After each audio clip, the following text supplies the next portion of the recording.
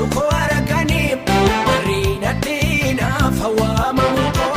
sena jirre hojjete safuudha sadino tabubufsisu mala jedhalla tare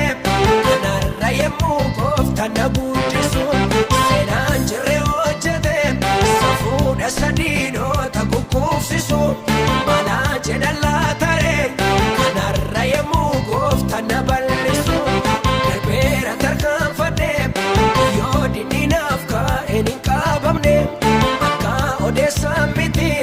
jireenya tan jiraadha manoommanne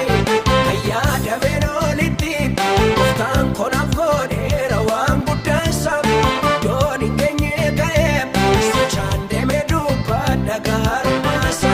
ayyaa dameen olitti gooftaan konaaf godheera waan guddaasa iddoon hin geenye ga'e sochaan deemee jaajadha nooma kaasa.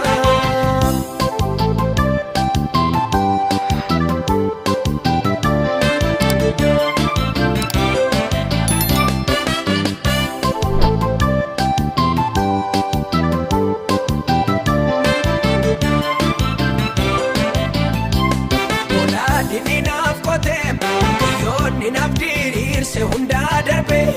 karaaf dachaasaa bu'e tuqii gooftaan hojjete baay'ee darge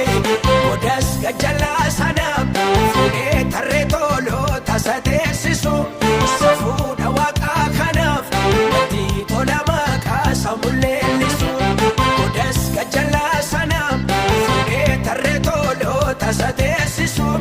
safuudha waaqaa kanaaf natti tola maqaa samulleellisu darbeera tarkaanfadhe yoo diddiinaaf kaa'een hin qabamne akka odeessaa miti jireenya tan jiraadha manoommanne ayyaa dameen olitti gooftaan konaaf godheera waan guddaasa iddoon hin geenye ga'e sochaan deemee dubbadha gaarummaasa ayyaa dameen olitti gooftaan konaaf godheera waan guddaasa iddoon hin geenye ga'e sochaan deemee jaajadha nooma kaasa.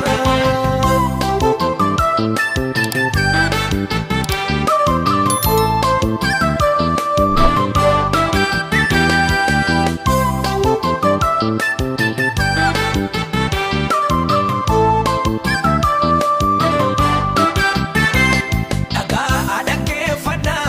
gurraa kan qabdaan hundume al tokko inni jedhame suni sobaa malee dhugaa mitiim duuko ammayyuu anoo jira fuuldurattis jireenya faneegama gooftaan na wajjin jira achiisi mataa kooyyuu maaltu qaba ammayyuu anoo jira fuuldurattis jireenya faneegama gooftaan na wajjin jira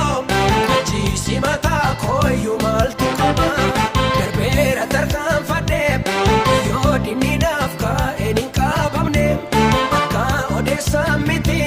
jireenya tan jiraadha manoommanne